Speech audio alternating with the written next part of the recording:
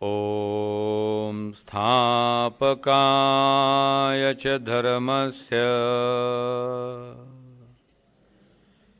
सर्वधर्मस्वरूपिणे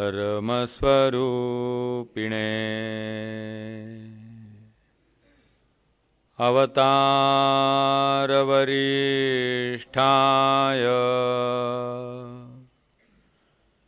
रामकृष्णाय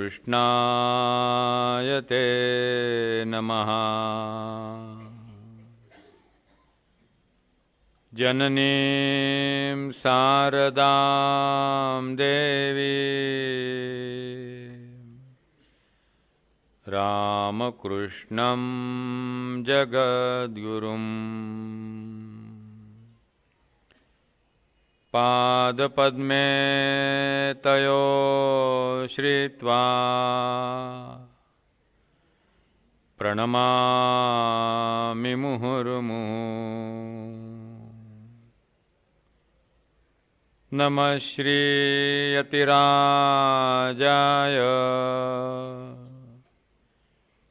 विवेकानन्दसूरये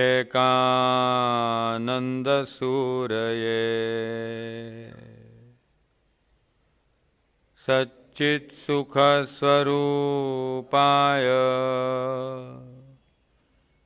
स्वामिने तापहारिणे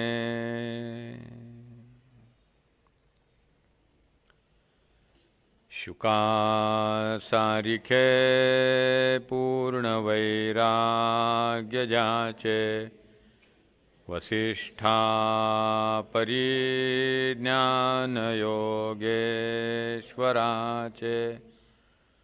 कविवाल्मिका सारिखामान्यैसा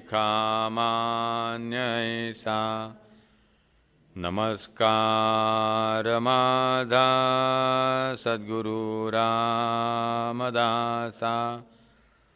मनाची शते ऐकता दोष जाती मती मंदते साधना योग्य होती।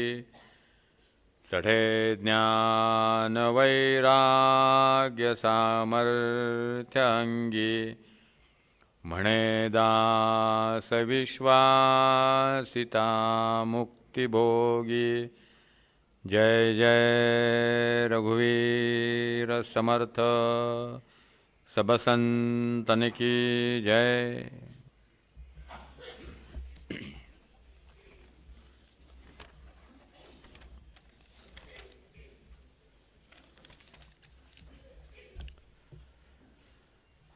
मना पाप संकल्प सोडो निद्यावा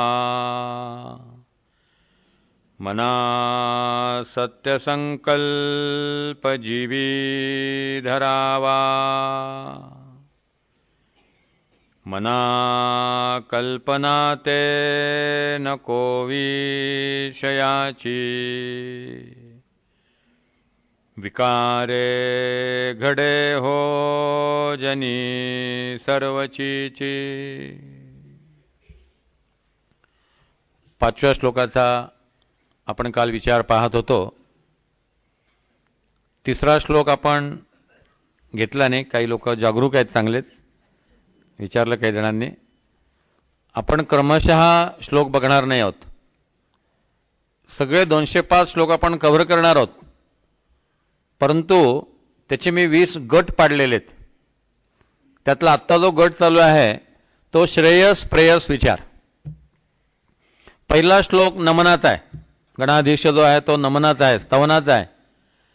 दुसऱ्या श्लोकानंतर तत्वज्ञानाला प्रारंभ झाला, त्यात श्रेयस प्रेयस विचार यातले श्लोक चालू आहेत। दुसरा जो विषय आहे सदाचार, त्या सदाचारामध्ये प्रभाते मनी आलेला आहे तिसरा श्लोक, कारण त्यात सदाचार हा थोर सांडू न येतो जनी तोचितो मानवी धन्य होतो, अशी 20 वेगवेगळ्या विषयांची सूची तयार केलेली आहे। प्रत्येक मथळ्याखाली काही श्लोकांचा संच घेतलेला आहे आणि ते श्लोक त्या मथळ्याखाली आपले होतील। साधारणतः महिनाभरात आपण बहुतेक सगळे श्लोक पूर्ण करू, पण ते असे विषयावार करू। तेव्हा 5वा श्लोक जो आहे तो आपण काल पाहत होता। की जेव्हा आपल्या हातून एखादं वाईट कर्म घडतं तेव्हा आधी त्यासंबंधीचा संकल्प सोडला गेलेला असतो, मनामध्ये त्याबद्दलचा विचार येऊन गेलेला असतो. म्हणून काल सांगितलं की विचार हा सेकंड काटा आहे, बोलणं हा मिनिट काटा आहे आणि वागणं हा तास काटा आहे. पुन्हा पुन्हा विचार येतात ते बोललं जातं, पुन्हा पुन्हा बोललं जातं ते हातून घडतं. म्हणून आपल्या तर मराठीमध्ये म्हण आहे, काशीस जावे नित्य वदावे. जायचंच आहे तर आपण एकदा काशीला जाऊयात, एकदा सज्जनगडावर जाऊयात, एकदा आळंदीला जाऊयात असं मनातल्या मनात म्हणा. म्हणजे केव्हा तरी आळंदीला जाण्याचा योग जुळून येईल. 5-50 वेळा जेव्हा तुम्ही म्हणाल की आळंदीला जाऊयात, चला आळंदीला जाऊ, ज्ञानदेवा डोळा पाहू, तेव्हा केव्हा तरी तो योग जुळून येईल. आणि म्हणून संकल्पाच्या पातळीवरती दोषाचं निर्मूलन. काल मी एक विधान केलं की दमन जे आहे त्यापेक्षा मनाला समजावून सांगणं समर्थना अपेक्षित आहे. दमनाने मनाला यातना होतात, दमनामुळे उसळणीला जाण्याची सुद्धा शक्यता असते. याचा अर्थ दमन करू नये अशातला भाग नाही आहे. शम आणि दम ह्या दोन्ही गोष्टी सांगितलेल्या आहेत. शम म्हणजे मनाचं सांत्वन आणि दम म्हणजे इंद्रियांचं सांत्वन. मन आवरणं म्हणजे शम आणि इंद्रिय आवरणं म्हणजे दम. कबीराने म्हटलंय, मन जाता तो जाने दे, मत जाने दे शरीर. मन फार कंट्रोल करता येत नाही, निदान शरीर तरी कंट्रोल करता येईल. आता आपण जो विषय पाहत आहोत, मना पाप संकल्प सोडून द्यावा, मना सत्य संकल्प जीवी धरावा, त्यातनी काल जे दमनाबद्दल म्हटलं याचा अर्थ असा की दमनापेक्षा शमन हे जास्त महत्वाचं आहे. मुले कुठार राहा, मुळातच सुधारणा आहे. मनाचे श्लोक म्हणजे विचारांच्या स्तरावरती आपलं भावविश्व बदलायचं आहे, विचारांच्या स्तरावरती नवजीवन सुरू करायचं आहे. नवीन वागायला सुरुवात करण्यापेक्षा नवीन विचारच करायला सुरुवात करायची. म्हणजे जसे तुमचे विचार असतील तसं तुमचं जीवन असेल. म्हणजे मनाचे श्लोक ही मूलभूत सुधारणा आहे. आणि सुधारणा कुठल्या पातळीवरती आहे? संकल्पाच्या स्तरावरती. आधी पापसंकल्प निर्माण होतो. दस्तोवेस्की म्हणून एक फार मोठा प्रसिद्ध कथाकार होऊन गेलेला आहे. तो फार मोठा मानसशास्त्रज्ञ होता. त्याने एक कथा लिहिलेली आहे. त्या कथेमध्ये एक 19-20 वर्षाचा महाविद्यालयीन विद्यार्थी ज्या ठिकाणी भाड्याने राहत होता त्या बाईचा खून करतो आणि त्याला पकडलं जातं. तो गुन्हाही कबूल करतो. ती बाई सावकार असते. तिचा व्यवसाय सावकारिकीचा असतो. पैसे कर्जाने द्यायचे आणि ते वसूल करायचे. आणि ते वसूल करताना ती लोकांचं इतकं शोषण करत होती. हा तिथं भाडेकरू म्हणून राहत होता. पण तो राहत असताना खिडकीतनं ती बाई अंगणामध्ये त्या गरिबांशी कसं वागते आहे, त्यांना कसं झापते आहे, कसं त्यांचं शोषण करते आहे, कसं त्यांचं सोनं लाटते आहे, कशा त्यांच्या जमिनी गिळंकृत करते आहे, हे सगळं तो बघायचा. आणि सतत त्याच्या मनात असा संताप येत राहायचा की ह्या बाईला ठार मारलं पाहिजे, या बाईला ठार मारलं पाहिजे. आता हे सगळं पापसंकल्प जो आहे तो आतल्या आत सारखा चालू होता. एकदा त्याला भाडं द्यायला उशीर झाला आणि त्या बाईने सांगितलं, उद्या जर भाडं दिलं नाही तर चालता वाट, सामान तुझं फेकून देईन मी रस्त्यावर. दुसऱ्या दिवशी सकाळी तो सुरी घेऊन त्या बाईकडे आला आणि त्याने त्या बाईच्या छातीत सुरी खुपसली आणि तिला ठार केलं. अचानक घडलेलं नाही आहे. ते कर्म त्याच्यातून घडण्यापूर्वी तो पापसंकल्प काही काळ त्याला जाळत होता. तो पापसंकल्प, त्याची फ्रिक्वेन्सी काही काळ मनामध्ये पुन्हा पुन्हा पुन्हा पुन्हा चालू होती. आपण जेव्हा विषयाच्या अधीन होतो तेव्हा अचानक अधीन होत नाही. मनामध्ये विषय चिंतनाची फ्रिक्वेन्सी चालू असते आणि या विषय चिंतनाच्या फ्रिक्वेन्सीचा क्युम्युलेटिव्ह इफेक्ट, एकंदरीत परिणाम म्हणून एकदम आपल्या हातून ते जे कर्म घडतं, फक्त आपलं विचारांकडे लक्ष नसल्यामुळे जेव्हा कर्म घडतं तेव्हा आपल्या हातून असं कसं घडलं असा विचार आपल्या मनात येऊन जातो. आणि ते सापडल्यावर येतो, सापडलं नाही तर येतच नाही. पचलं ते की असं वाटतं चलो आगे बढो, मुन्ना भाई लगे रहो. सापडल्यावर लक्षात येतं लगे राहण्यात काही अर्थ नाही आहे, आता तुरुंगच आहे, दुसरं काही नाही. आता जेव्हा पश्चातापाचा प्रसंग येतो तेव्हा असं वाटतं आपल्यातून असं कसं घडलं. ते अचानक घडलेलं नसतं.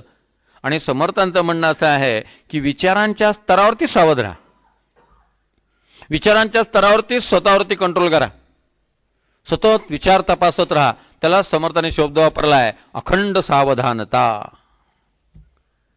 त्याला जे कृष्णमूर्ती म्हणतात 24 hours अवेअरनेस.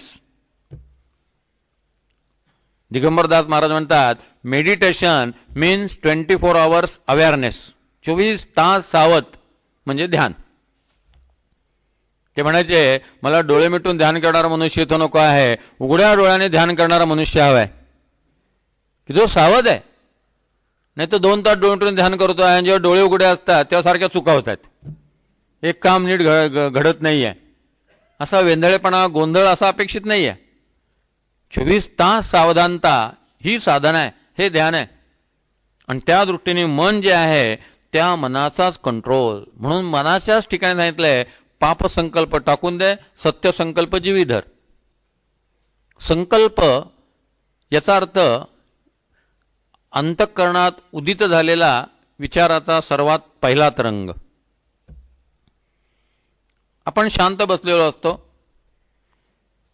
किंवा झोपेतनं आपण उठतो, जोपर्यंत गाढ निद्रा असते तोपर्यंत विचारांचा संबंध नसतो.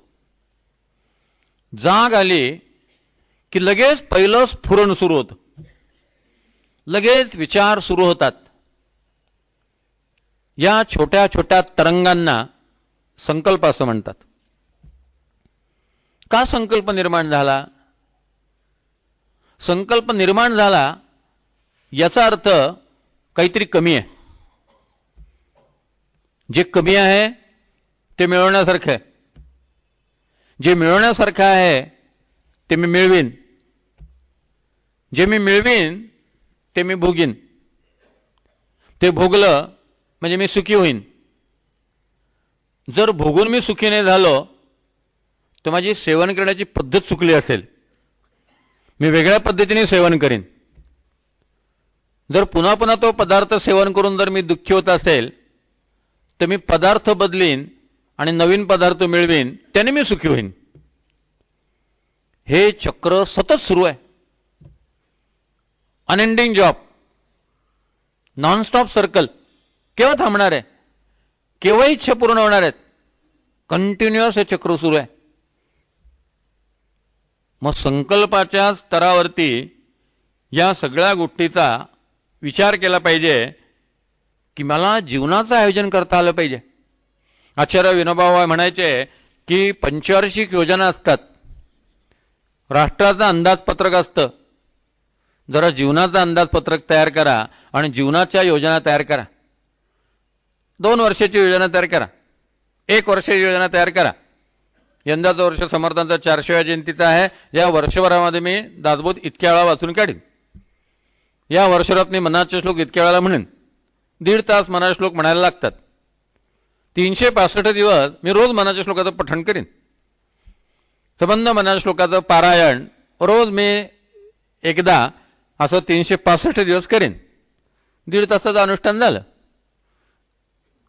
जीवनाचा संकल्प असला पाहिजे आणि त्याला सत्य संकल्प म्हटलेला आहे. जीवनाचं नियोजन असलं पाहिजे.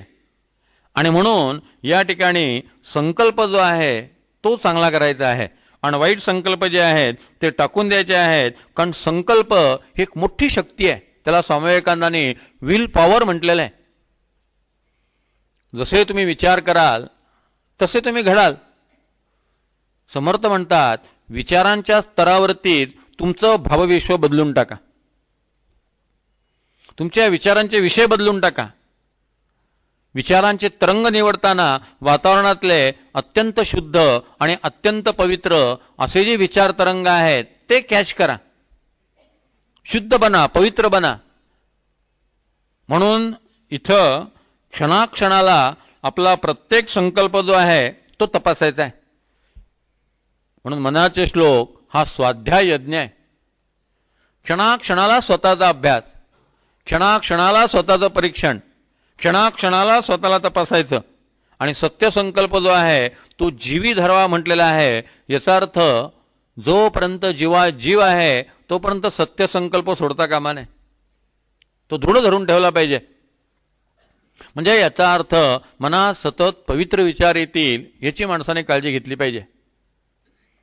समजा एखादा अशुभ विचार मनात आला, आता साधक जितका सूक्ष्मात असेल, जितका सावध असेल, तितका तो अशुभ विचार लगेच टिपला जाईल. जसं ते मशीन जेवढं सेन्सिटिव्ह असेल तेवढं सगळ्या नोंदी लगेच ते घेतं. जर एखादा अशुभ विचार आला आणि तो ध्यानात आला की लगेच त्या अशुभ विचाराचं कॅन्सलेशन 2-4 शुभ विचारांनी करायचं. एखादा अमंगल विचार मनामध्ये येऊन गेला की लगेच 2-4 मंगल विचार करायचे आणि त्या मंगल विचारांच्या प्रभावानं हा अमंगल विचार जो आहे तो दाबून टाकायचा, त्याचं कॅन्सलेशन करायचं. त्याला समर्थांनी सत्यसंकल्प म्हटलेला आहे की सतत चांगल्या गोष्टी, सत्यसंकल्पाचा दाता भगवंत. तुम्ही चांगल्या कल्पना करा, चांगले विचार तुम्ही करा, ते फलद्रूप झाल्याशिवाय राहणार नाहीत. कारण अरविंद म्हणायचे, तुमच्या मनातनं बाहेर पडलेला विचार तरंग सगळ्या पृथ्वीला प्रदक्षिणा घालून पुन्हा तुमच्याकडे येतो. कारण पृथ्वी गोल आहे. एक आपण पाहतो की सगळीकडे प्रदक्षिणा सुरू आहेत. चंद्र पृथ्वीला, पृथ्वी सूर्याला, सूर्य दुसऱ्या सूर्याला, सूर्यमंडल दुसऱ्या सूर्यमंडला, एक आकाशगंगा दुसऱ्या आकाशगंगेला, सारखे भोवती फिरतायत. अरविंद म्हणतात विचारांचे तरंग सुद्धा तसेच. तुमच्या मनातून बाहेर पडलेला विचाराचा तरंग, त्याचा सगळा प्रवास संपला की पुन्हा तुमच्याकडे येतो. मग तुमच्या मनात जर दुसऱ्याचं कल्याण हो हा विचार तरंग असेल तर तो फिरून परत तुमच्याकडे येईल आणि तुमच्यासाठी कल्याणाची बातमी घेऊन येईल. तुमच्या मनात जर विचार असेल दुसऱ्याचं वाईट व्हावं, तर तो विचार तरंग पुन्हा तुमच्याकडे येईल, तेव्हा तुमच्यासाठी एखादी अशुभ बातमी घेऊन येईल. म्हणून आपल्या तर मराठीत म्हण आहे, चिंती परा ते येई घरा. त्याला येशू ख्रिस्ताने म्हटलं की दुसऱ्यांसाठी तुम्ही जे खड्डे खणून ठेवता त्याच खड्ड्यामध्ये एक दिवस तुम्हाला पडावं लागणार आहे. म्हणून संकल्पाच्या स्तरावरतीच बदल. म्हणून आमच्या ऋषींनी प्रार्थना केली, सर्वे भवन्तु सुखिनः, सर्वे सन्तु निरामयाः, सर्वे भद्राणि पश्यन्तु, मा कश्चित दुःखभाग भवेत. सुखी होण्याचा एकच मार्ग आहे, सगळे सुखी असावेत अशी इच्छा असणं हा मी सुखी होण्याचा मार्ग आहे. म्हणून सत्यसंकल्प. आणि असा चांगला संकल्प जेव्हा मनुष्य सोडतो तेव्हा परमेश्वर त्याला मदत करतो. आणि त्यासाठी मानसिक धैर्य लागतं, सतत तो अभ्यास लागतो, सतत ते प्रयत्न लागतात. म्हणून पुढे म्हटलेलं आहे, मना कल्पना ते नको विषयांची, विकारे घडे हो जनी सर्वचीची. विषयाची कल्पना सुद्धा तो मनात येऊ देऊ नको. बघा किती मुळात सुधारणा समर्थ रामदास करतात आपल्या मनाची. 5 विषय आहेत: शब्द, स्पर्श, रूप, रस आणि गंध. आयुष्यभर मनुष्य या 5 विषयांचं सेवन करतोय. अगदी जन्मल्यापासून, अगदी नुकत्या जन्मलेल्या बालकाच्या कानावरती सतत शब्द पडावे लागतात. एकही आवाज नसला की तो गोंधळून जातो. त्याला सतत सांगितलं जातं, आई कुठे आहे, बाबा कुठे आहे, मामा कुठे आहे, काका कुठे आहे, आजी कुठे आहे. ते शब्द ऐकून ऐकून तो तयार होतो. अजून त्याचं मन डेव्हलप झालेलं नाही आहे, अजून डिक्शनरी तयार झालेली नाही, शब्दकोश काही नाही आहे. हळूहळू हळूहळू त्याच्यावरती ब्रेनवॉश केलं जातं. त्याच्या कानावरती सतत ते शब्द आदळत राहतात.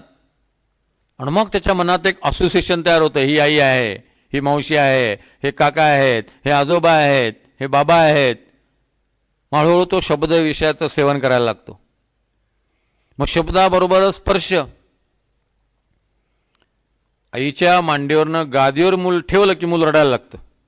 आईच्या मांडीचा स्पर्श, ती सवय झालेली असते.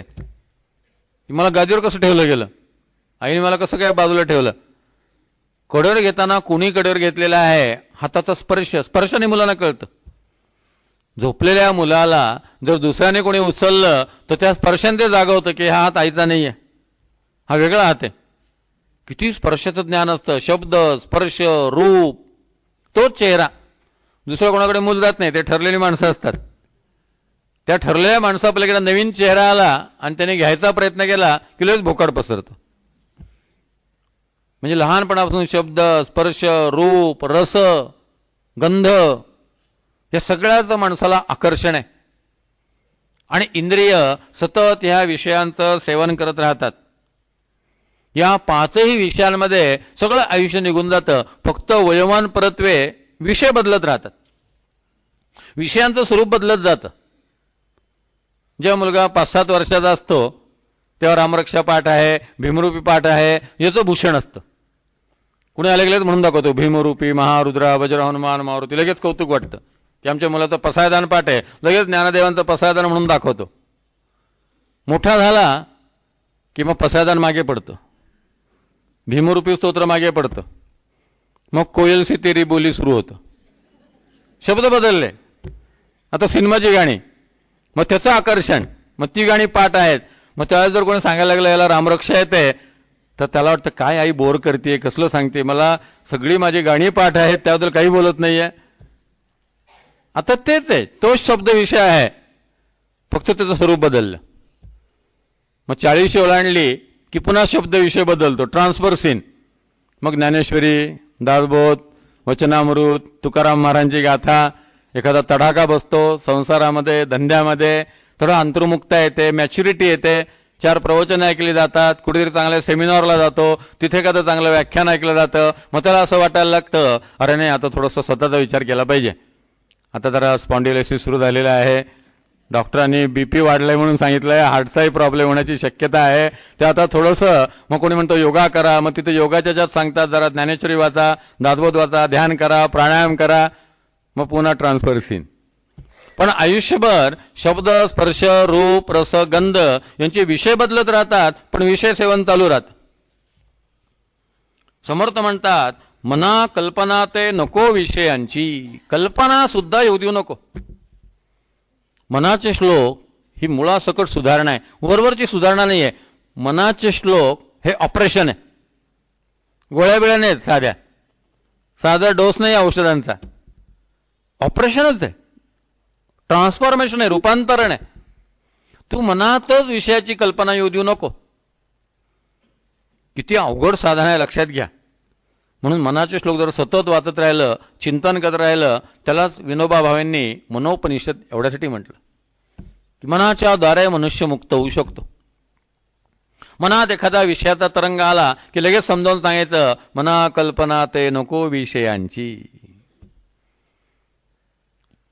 पूज्यपाद शंकराचार्यांनी म्हटलेलं आहे विषयांची दोषदृष्टी असली पाहिजे, दोषदृष्टी नसावी, वाईट पाहण्याची, दोष पाहण्याची प्रवृत्ती नसावी. पण शंकराचार्य म्हणतात विषयांमधले दोष पाहायला हरकत नाही, विषयांच्या बाबतीत दोषदृष्टी असायला हरकत नाही. विषयांचे दोष काय आहेत? सर्वात मोठा दोष अतृप्ती. कितीही विषय सेवन केले तरी तृप्ती होत नाही. ययातीची कथा मी नेहमी सांगतो. 1000 वर्ष ययाती जगला आणि 1000 वर्षानंतर यमराज त्याला न्यायला आले. ते पुन्हा ययातीने सांगितलं अजून माझी वासना शिल्लक आहे.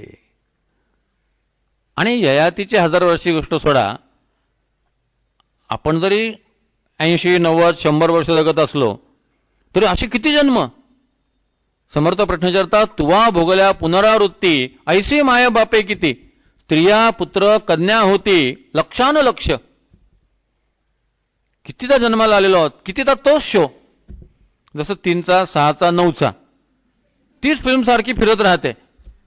तसं आपलं तेच जन्म, बालपण, तारुण्य, विवाह, नोकरी, मुलं बाळ, म्हातारपण, आजारपण, मृत्यू. पहिला शो संपला दुसरा, दुसरा संपला तिसरा, कंटिन्यू चालूच आहे. आणि असं किती जन्म चालू आहे माहिती नाही. अजून किती दिवस चालू राहील सांगता येत नाही, पण अजून चालू राहणार नाही, ते थांबवलं पाहिजे हे आपल्या हातात आहे. त्याच्यासाठी मनाचे श्लोक, त्याच्यासाठी रामकृष्ण मठ, त्याच्यासाठी ज्ञानेश्वरी, तुकोबाचा गाथा, दासबोध, सगळं त्याच्यासाठी आहे की मला ते थांबवणं शक्य आहे. वासना ही वर्तुळासारखी आहे, वर्तुळ फक्त फिरवत राहतं, पोहोचवत कुठेच नाही. सर्कसमध्ये असतो बघा मौत का कुवा, तो मोटरसायकल चालवत राहतो, कंटिन्युअस फिरत असतो, आतल्या आत पोहोचत कुठेही नाही. वासना ही वर्तुळासारखी आहे, भक्ती ही सरळ रेषेसारखी आहे. सरळ रेष कुठेतरी घेऊन जाते, वासना कुठेच घेऊन जात नाही. चक्र, म्हणून संसाराला चक्र म्हटलेले, नुसती फिरवत राहते, तृप्ती कधी होत नाही. म्हणून वासनेचे विषयाचे दोष सांगितलेले आहेत. अशाश्वतता हा विषयाचा आणखी एक दोष आहे. काही सांगता येत नाही. आज पंतप्रधान आहे, उद्या काय चित्र असेल सांगता येत नाही. डोंगरे महाराजांची कथा पंढरपूरला चालली होती आणि तेव्हा शंकरराव जाऊन मुख्यमंत्री होते. ते पांडुरंगाच्या दर्शनाला आले होते. ते आषाढी एकादशीची पूजा असते त्यासाठी ते आले होते. आणि कोणीतरी त्यांना सांगितलं होतं की डोंगरे महाराजांची कथा चालू आहे आणि तिथं फार मोठा समुदाय, 1,00,000 लोक बसलेले आहेत. जिथं गर्दी असेल तिथं जाण्याची या राजकीय पुढाऱ्यांना फार हौस असते, म्हणून ते मुद्दाम तिथे गेले. डोंगरे महाराज कथेमध्ये दंग होऊन गेले होते. डोंगरे महाराज कथा सांगत असताना समोर गोपालकृष्णाची मूर्ती असायची, ते गोपालकृष्णाकडे पाहून कथा सांगायचे. शंकरराव चव्हाण आले आणि त्यांना असं वाटलं मला रिसीव्ह सुद्धा केलं नाही, माझी चौकशी सुद्धा नाही, मी मुख्यमंत्री आहे, माझा उल्लेख नाही भाषणात. ते त्यांच्या पद्धतीने तावातावत आले आणि डायरेक्ट स्टेजवर त्यांच्या क्षेत्रात येऊन बसले. तिथं खुर्च्या काही मांडल्या होत्या, तिथं डायरेक्ट येऊन बसले. आणि 5-10 मिनिटं झाले, त्यांना कोणी रिसीव्ह करायना, त्यांच्याबद्दल कोणी काही बोले ना, म्हणून उठले आणि चालायला लागले. जाताना एवढं सुद्धा वाटलं नाही की आपण महाराजांना नमस्कार करावा, भागवत कथा सांगतायत, त्यांना पण प्रणाम करावा आणि मग जावं. गडबड समजा असेल, घाई असेल, नमस्कार करून जावं, आल्या आल्या नमस्कार करून मग बसावं. तसेच निघून गेले. जेव्हा ते जात होते तेव्हा डोंगरे महाराज त्यांच्या विषयाला धरून म्हणाले, अकड़ के मत चलना, कल क्या होगा किसी को पता नहीं है. त्यानंतर 8 दिवसांनी राजीनामा द्यावा लागला. 8 दिवसात सत्ता गेली, मुख्यमंत्रीपद गेलं. ह्या जगामध्ये कुठलीही गोष्ट शाश्वत नाहीये. कैकेयीला असं वाटलं होतं की आपण भरताला राज्य मागून घेऊ, सगळं व्यवस्थित झालं असं तिला वाटलं. दशरथ मरण पावला त्याचं सुद्धा तिला दुःख नव्हतं. नाही, केव्हा तरी जाणारच होते, ठीक आहे, आता माझा भरत येईल आणि तो राज्य स्वीकारेल. किती भरोसा होता बघा कैकेयीला. मंत्र्याला भरोसा होता की भरत येईल आणि राज्य स्वीकारेल. अगदी तबकात निरांजनासह भरताला ओवाळलं, स्वागत केलं. आणि जेव्हा भरताला या सगळ्या घटना कळल्या तेव्हा भरताने तिला सांगितलं, माता नु तू वैरिणी, कसली आहेस तू, अजिबात तू माझी आई राहिली नाहीत, माझी आई मला मेली. म्हणजे कैकेयीच्या मनात काय संकल्पना होत्या, काय शाश्वत आहे या जगामध्ये. तिला ज्याची खात्री वाटत होती त्या भरताने तिला सांगितलं, मला हे राज्य नको. या जगामध्ये प्रत्येक विषय जो आहे तो अशाश्वत आहे. फलमिथ्यत्व हे एक विषयाचा दोष आहे. विषय सेवन केल्यानंतर कायमची तृप्ती झाली आहे असं कधीच होत नाही. दुपारी जेवण केल्यानंतर जर रात्री पुन्हा भूक लागत असेल तर पोट भरलं ही गोष्ट खरी आहे का? फलमिथ्यत्व, जे फळ मिळालं असं आपल्याला वाटतं ते फळच मुळात मिथ्या आहे. आणि दुपारी जेवणापासून रात्रीच्या जेवणापर्यंत उपोषण सहन न होणारी सुद्धा माणसं आहेत. मध्ये पुन्हा तोंडात टाकायला लागतंच काहीतरी, ताण लाडू, भूक लाडू. मग खरंच पोट भरलं का? जे सतत खाऊन सुद्धा तृप्त होत नाही त्याला विषय सेवन म्हणायचं का? म्हणजे फलमिथ्यत्व हा त्याचा एक दोष आहे. पुनरावृत्ती हा विषयांचा एक दोष आहे. पुनरावृत्तीचा अर्थ असा की आता गरज संपलेली आहे, सवय शिल्लक राहिलेली आहे. आता गरज म्हणून विषय सेवन नाही, सवय लागली म्हणून. बरेच मी नोकरीतनं राजीनामा रिटायर झालेले माणसं पाहिली. नोकरीला होते तेव्हा सकाळी 10ला जेवायची सवय होती आणि 5ला जेवायची सवय होती किंवा 6ला जेवायची सवय होती. रिटायर झाले आहेत तरी 10 वाजता बरोबर भूक लागते. आता ऑफिस नाही आहे, कुठे जायचं नाही आहे, पुनरावृत्ती. तुम्ही या शरीराच्या यंत्राला आता ते कॉम्प्युटरप्रमाणे टाइम टेबल देऊन टाकलं. आता 10 वाजले की भूक लागली. प्रत्यक्षात भूक लागलेली नाही आहे, तेवढा थकवाही नाही आहे. नोकरीमध्ये थकवा होता, दगदग होती, धावपळ होती. आता ते पण नाही आहे, पण सुद्धा जेवणाची वेळ झाली की भूक लागली. सगळं मानसिक असतं.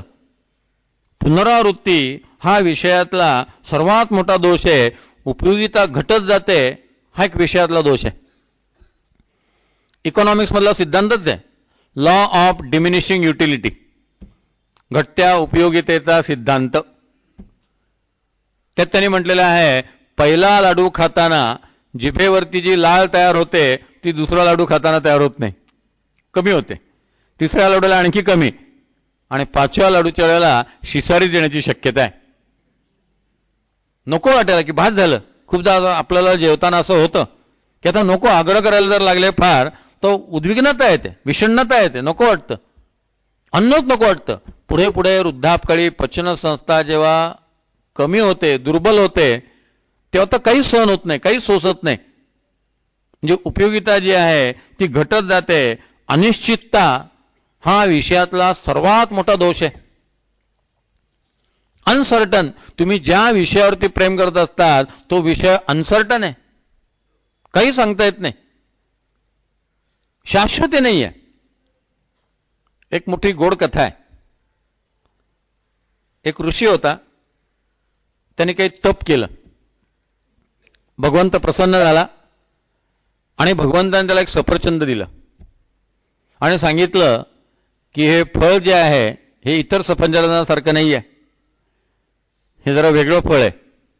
याचं वैशिष्ट्य असं आहे की हे जर तू खाल्लास तर तू अमर होशील, तुला मरण येणार नाही, असं हे फळ आहे, अमरत्व देणारं फळ आहे. ऋषीने ते फळ भगवंताकडनं घेतलं. 2-4 दिवसांनी विचार केला की आपण हे खावं का? आपण अमरून काय करायचं आहे? शरीर मरते आहे, केव्हा तरी मरावंच लागणार आहे, मेलेलंच बरं, किती दिवस जगणार अशा अवस्थेमध्ये. आपण आपलं हे फळ राजाला द्यावं. त्याचं राजावर प्रेम होतं, राजा त्याचा शिष्य होता. तेव्हा त्या ऋषीने विचार केला, राजा अधूनमधून दर्शनाला येतो, त्यावेळेला राजाला आपण हे फळ देऊ. राजाने खाल्लं तर राजा अमर होईल, आणि राजा मोठा धार्मिक आहे, भाविक आहे, प्रजेचं कल्याण करणार आहे. तो अनेक जन्म अखंड कल्याण करत राहील लोकांचं. असा राजा जितके दिवस जगेल तितकं चांगलं. म्हणून त्याने ते फळ राजाला देण्यासाठी बाजूला ठेवलं. राजा दर्शनाला आला. त्याने राजाला एकांतात बोलावून घेतलं, त्या फळाचं रहस्य सांगितलं आणि ते फळ राजाला दिलं. राजाने ते फळ घेतलं आणि तो घरी आला. आता राजाचं प्रेम बायकोवर होतं, राणीवर. त्याने विचार केला, आपण अमरून काय करायचं? आपली पत्नी अमर झाली तर फार बरं होईल.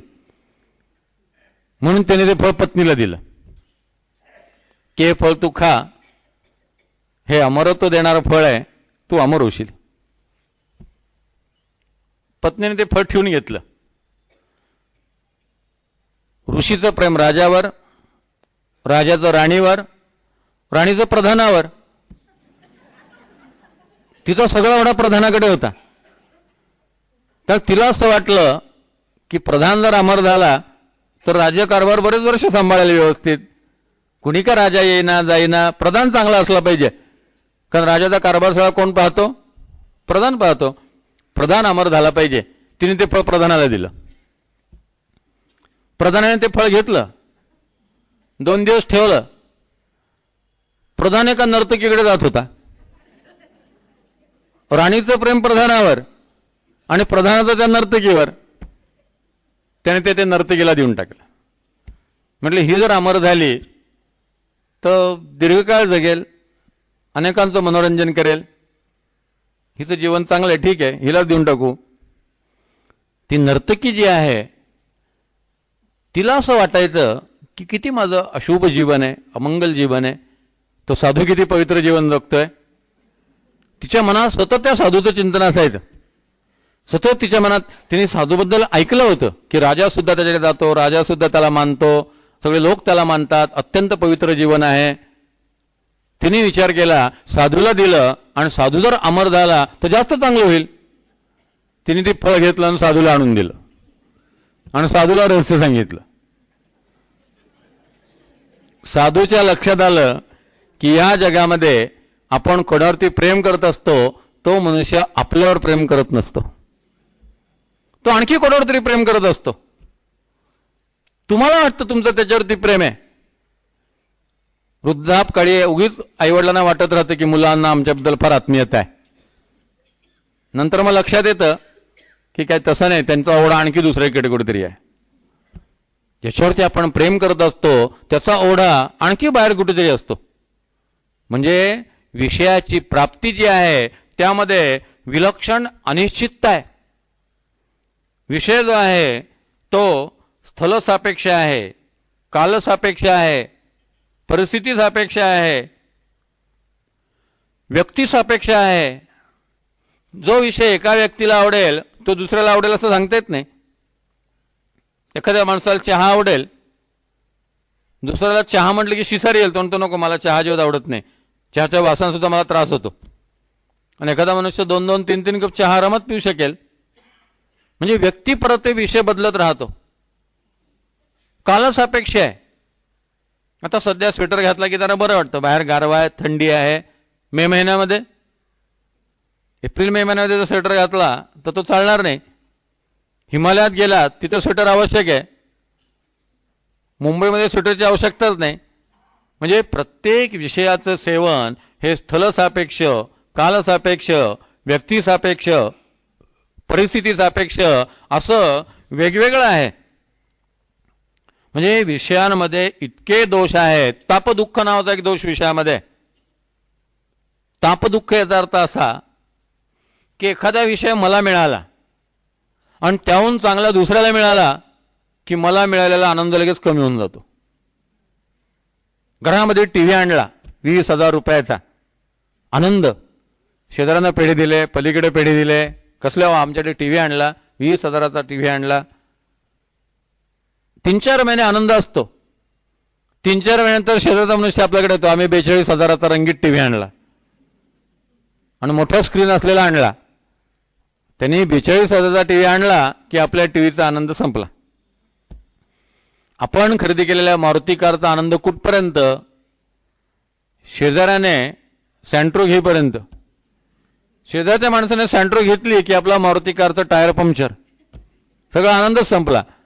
म्हणजे तापदुःखामध्ये आपल्यापेक्षा तोच विषय जर आपल्या शेजारच्या माणसाला मिळाला आणि त्यात प्रतिस्पर्ध्याला मिळाला मग तर संपलंच, मग दुःख सुरू झालं. म्हणजे विषय जो आहे तो दुःखदायक आहे, तो सुखदायक नाही.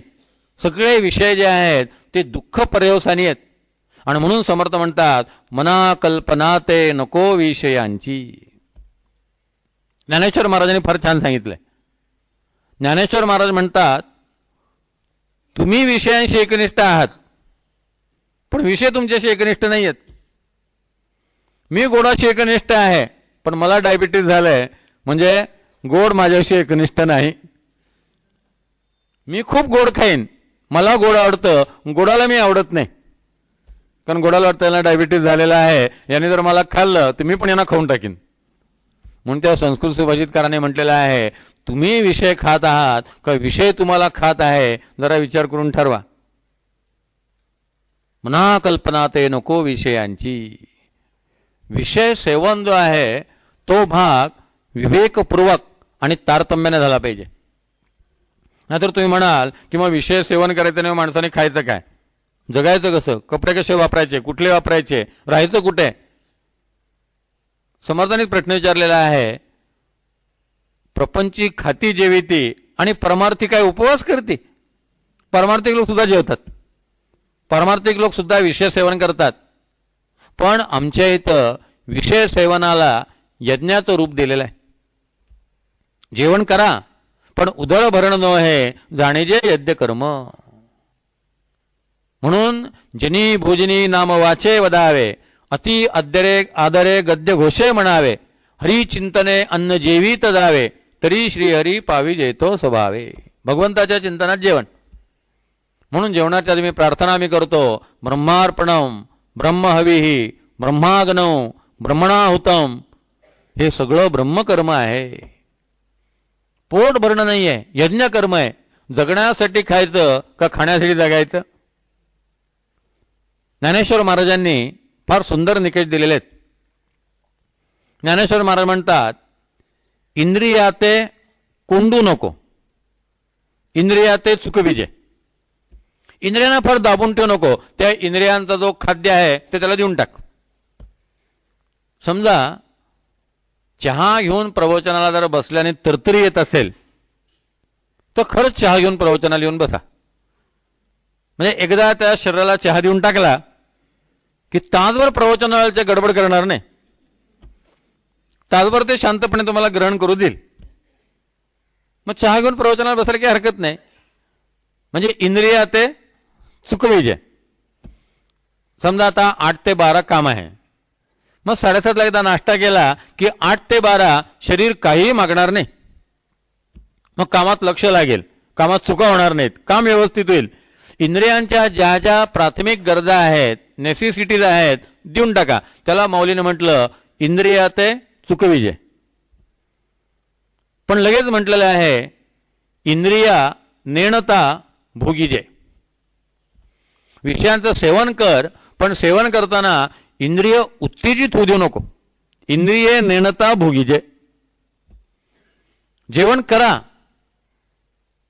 इतक्या चवीने करू नका.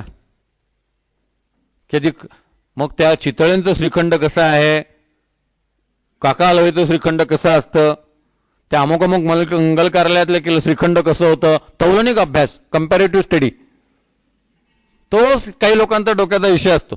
कुठे कुठे काय काय मिळतं, कुठे वडा चांगला मिळतो, कुठे साबुदाण्याची खिचडी चांगली मिळते, सारखा डोक्यात तोच विषय. इंद्रिया ते चुकविजे, पण इंद्रिये नेणता भोगीजे. आणि शेवटी सूचना दिली आहे इंद्रिया सवडी लपू नको. याचा अर्थ इंद्रियांची जी गरज आहे असं म्हणून लपू नकोस त्याच्या मागे. वाटेल ते विषय सेवन करायचं आणि ती इंद्रियांची गरज म्हणून म्हणायचं. भूक लागल्यानंतर जे पानात मिळालेलं आहे ते आनंदाने खावं, पण पिझ्झाच असला पाहिजे, अमुकच असलं पाहिजे, तमुकच असलं पाहिजे, त्याशिवाय मला जेवल्यासारखंच वाटत नाही, या सगळ्या ज्या आहेत हे जिभेचे चोचलेत. मग या ठिकाणी विषय सेवन करत असताना यज्ञ कर्म आहे. यज्ञामध्ये हवनीय द्रव्य असतं, पण त्या हवनीय द्रव्याचं प्रमाण ठरलेलं असतं. यज्ञामध्ये अग्नी असतो, त्या अग्नीला हवनीय द्रव्य जाळायची परवानगी असते, पण तो अग्नी म्हणजे आग नसते. तो मंडप नाही भस्मसात करणार, तो घराला पेटू देणार नाही. त्या अग्नीचं प्रमाण ठरलेलं असतं, त्या अग्नीचं हवनीय द्रव्य ठरलेलं असतं. तसं आपला जो पोटातला जठराग्नी आहे त्याचं सुद्धा हवनीय द्रव्य हे निश्चित झालं पाहिजे, आणि त्या द्रव्याचं प्रमाण जे आहे ते नक्की झालं पाहिजे. आणि यज्ञातल्या आहुतीचं एक वैशिष्ट्य आहे, प्रत्येक आहुती मंत्रसिद्ध असते. गणपतीचं जर आव्हान असेल तर प्रत्येक मोदकाच्या वेळेला ओम गंग गणपतये नमः, ओम गंग गणपतये नमः, ओम गंग गणपतये नमः, गणपतीचं नाव घेत घेत ते हवन केलं जातं. त्याला समर्थाने म्हटलंय हरी चिंतने अन्न जेवीत जावे, तरी श्रीहरी पावी जेतो स्वभावे. म्हणून जनी भोजनी नाम वाचे वदावे.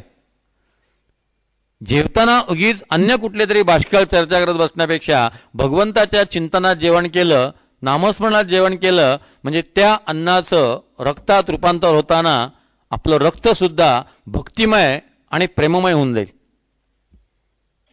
म्हणून या ठिकाणी विषय सेवन जे आहे ते फार काळजीपूर्वक सांगितलेलं आहे.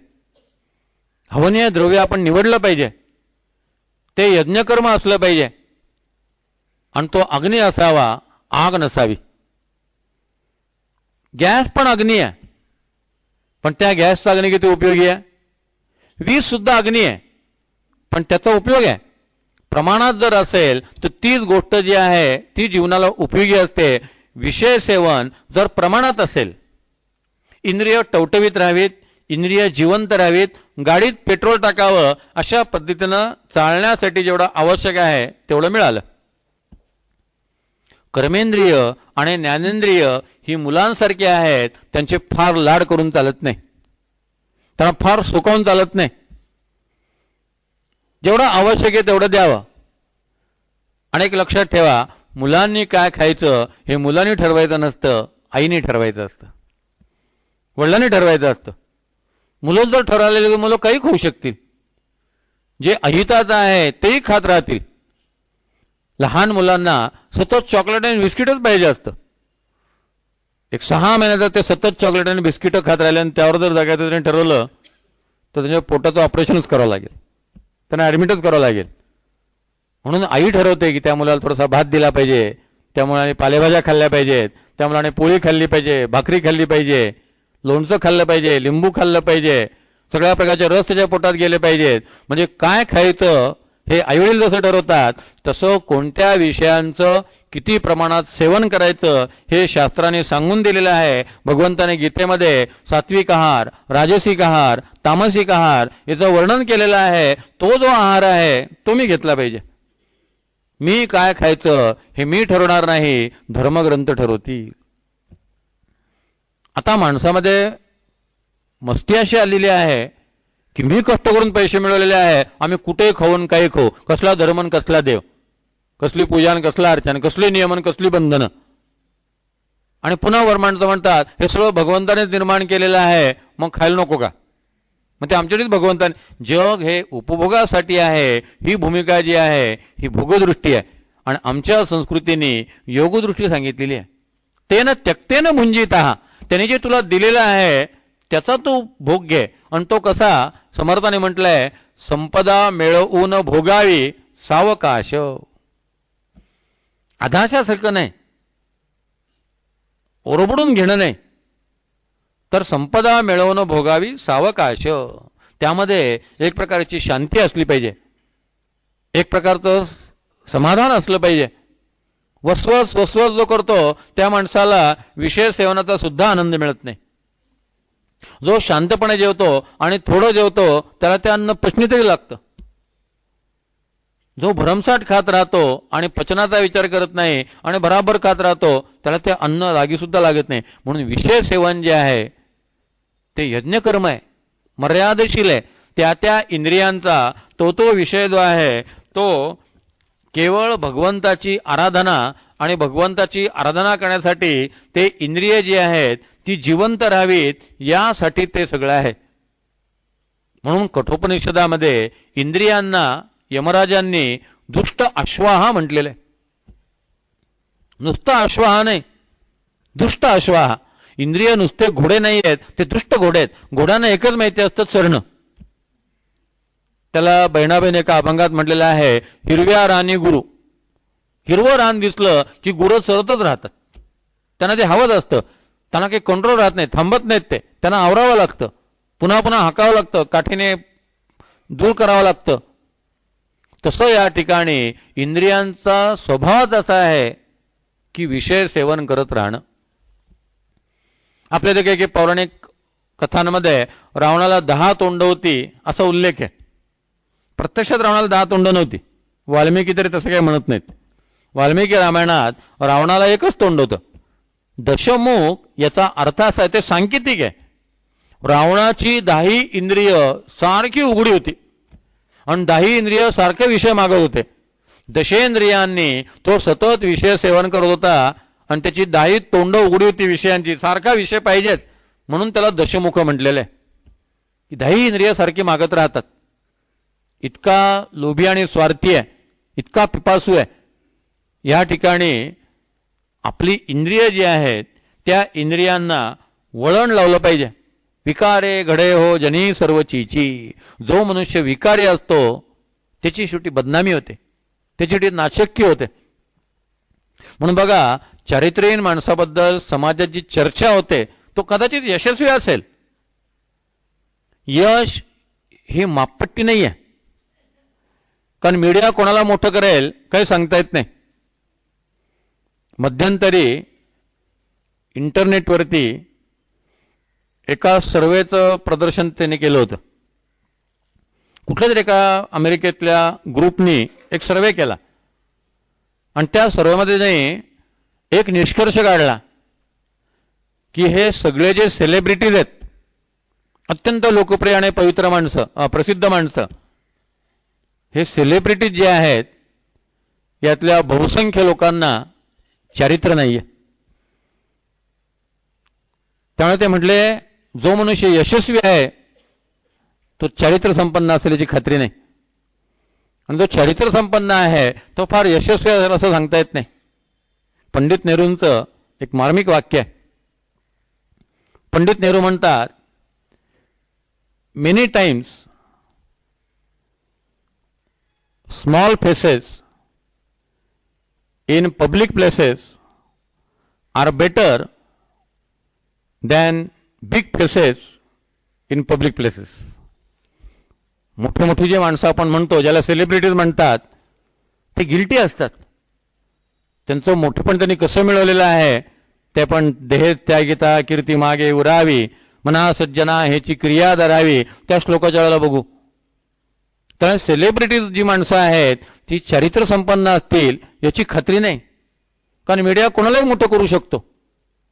या ठिकाणी विकारे घडे हो जनी सर्वचीची, लोक त्याच्याबद्दल काय बोलतात, लोक त्याच्याबद्दल काय चर्चा करतात, हा फार महत्वाचा विषय. असतील सत्तेवरती काही लोक, पण सामान्य मनुष्य त्यांच्याबद्दल अनादराने बोलत असतो. कधी त्यांच्याबद्दल आदराने बोलत नाही, त्याच्या मनात घृणा असते त्यांच्याबद्दल. फक्त असा एक यंत्रणा आहे की त्या यंत्रणेमुळे आज ते खुर्चीवरती आहेत, आज ते सत्तेवरती आहेत, पण तो समाजाच्या आधाराचा विषय नाही आहे. जोपर्यंत सत्ता आहे तोपर्यंत लोक विचारतील, जेव्हा सत्ता निघून जाईल तेव्हा कोणी त्यांना विचारणार नाही. तेवढ्यापुरतं सगळं आहे. आज शिवाजी महाराज चारित्र्य संपन्न असल्यामुळे इतक्या वर्षानंतर त्यांची जयंती आपण साजरी करतो. दुसरा एकही राजा नाही आहे की ज्याची जयंती साजरी केली जाते, ज्याची जन्मतिथी साजरी केली जाते, असा एकमेव राजकीय पुरुष म्हणजे शिवाजी महाराज आहेत. आणि मोठ्या उत्साहाने राष्ट्र पातळीवरती करतात. याचं कारण त्यांचं चारित्र्य, त्यांचं समर्पण, त्यांची देशभक्ती, त्यांचा त्याग. म्हणून समर्थाने म्हटले, विकारे घडे हो जनी सर्वचीची. केवळ सत्तेवरती आहे, केवळ संपदा हातात आहे म्हणून त्याचे सगळे दोष जे आहेत त्याच्यावर कोणी चर्चा करत नाही, वाच्यता करत नाही, गप्प बसतात. पण याचा अर्थ जनमानसात त्यांच्याबद्दल आदर असतो असा अजिबात नाही. म्हणून जो मनुष्य विकारी आहे त्याच्याबद्दल बाहेर प्रतिमा फार वाईट झालेली असते. म्हणून आपली प्रतिमा उभी करणं हे फार महत्वाचं आहे. आज इतक्या वर्षानंतर राम कृष्ण यांची प्रतिमा शिल्लक आहे. दिवसेंदिवस अरविंद विवेकानंद यांचं कार्य वाढत चाललेलं आहे. याचं कारण त्यांचं समर्पित, त्यागमय, निस्वार्थ आणि निस्पृह जीवन. म्हणून समर्थाने म्हटलंय, मना कल्पना ते नको विषयांची, विकारे घडे हो जनी सर्वचीची. पुढे म्हटलेलं आहे, नको रे मना क्रोध हा खेदकारी, नको रे मना काम नाना विकारी, नको रे मदा सर्वदा अंगीकारू, नको रे मना मत्सरू दम्म भारू. जे षड्रिपू आपण म्हणतो त्या षड्रिपूंची चर्चा 6व्या श्लोकामध्ये आहे. श्रेयस आणि प्रेयस या गोष्टींचा विचार केल्याशिवाय आपल्याला मनाची शांती प्राप्तच होणार नाही.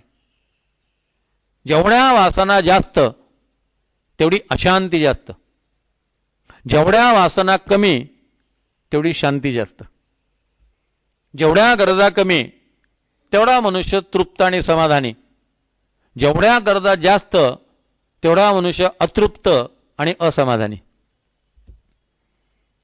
आणि म्हणून या ठिकाणी षड्रिपू सांगत असताना पहिल्यांदा काम, क्रोध आणि लोभ ही नरकाची 3 दारं सांगितलेली आहेत. भगवंताने गीतेत म्हटलेलं आहे, त्रिविधम नरकस्येदम द्वारम नाशनम आत्मनः काम क्रोध तथा लोभः तस्मादेतत् त्रयम त्यजेत. किंवा काम एष, क्रोध एष, रजोगुण समुद्भव. हा रजोगुणातनं यांचा जन्म झालेला आहे किंवा हे रजोगुणाला जन्म देतात, रजोगुण निर्माण होतो किंवा रजोगुणामुळे काम क्रोध निर्माण होतात.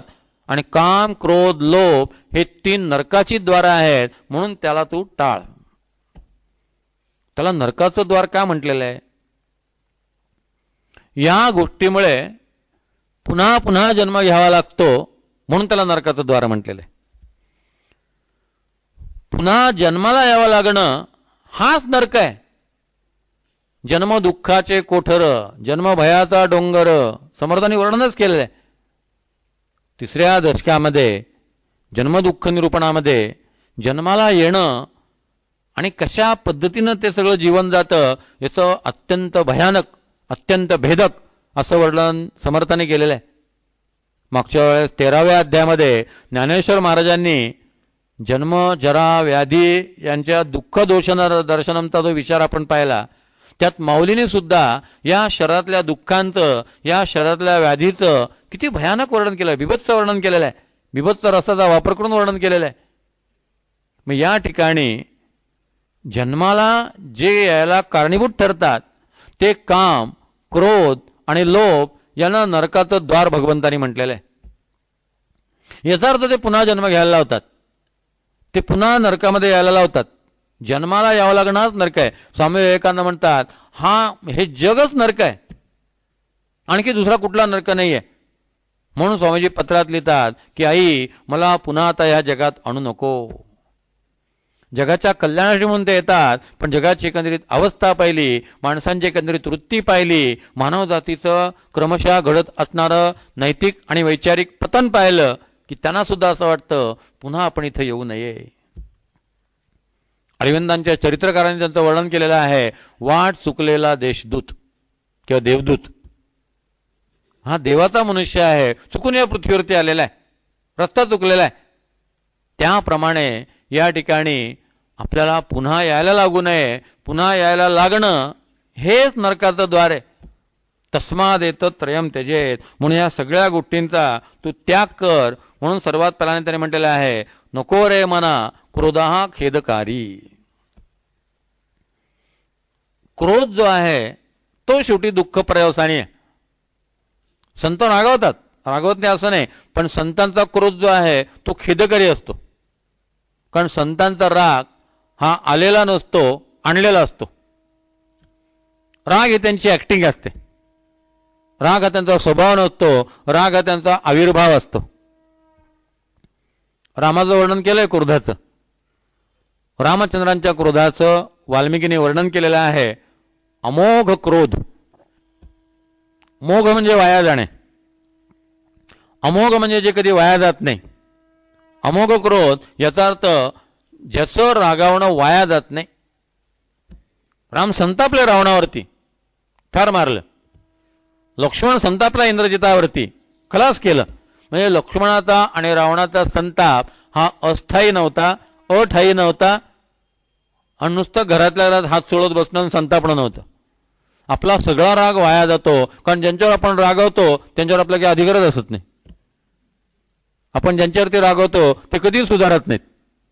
सगळे माणसं आहे तशीच राहतात. रागावल्याने सुधारलेला मनुष्य मी अजून बघितला नाही. माणसं जसं वागायचं तसंच वागतात. तेवढ्यापुरता तुम्ही जोपर्यंत सत्तेवरती आहात, तुम्ही जोपर्यंत कुटुंब प्रमुख आहात, तोपर्यंत तुम्हाला घाबरतात. तुमचं महत्त्व संपलं की कोणी तुमच्या रागाला भीक घालत नाही. आपला सगळा राग वाया जाणारा आहे. रामांचा राग अमोघ क्रोध आहे, तो वाया जात नाही, तो अस्थायी नाही, कुठेही ते रागवत नाहीत. जिथं दुष्टता आहे तिथं ते बरोबर रागवतात आणि ती दुष्टता नाहीशी करतात. म्हणून समर्थांनी या ठिकाणी क्रोधाला विशेषण लावलेलं आहे की हा क्रोध जो आहे हा खेदकरी आहे, हा खेदकरी क्रोध तू टाकून दे.